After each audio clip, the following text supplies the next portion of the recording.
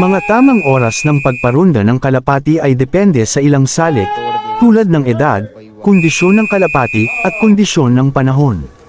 Karaniwan, ang mga kalapati ay mas mainam na i-release sa umaga.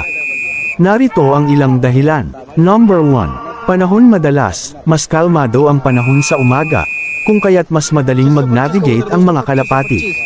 Number 2. Liwanag sa umaga, may sapat na liwanag ang mga kalapati upang makakita at makilala ang kanilang mga daan.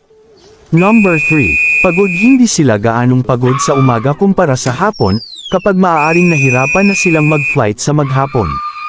Sa mga oras ng paronda, magandang subukan ang mga oras mula 5 AM hanggang 9 AM. Iwasan ang pagparunda sa mga oras na sobrang init o kapag may malalakas na hangin, lalo na sa hapon. Tiyakin din na ang mga kalapati ay handa at nasa magandang kondisyon bago ilipad. Salamat sa panunood.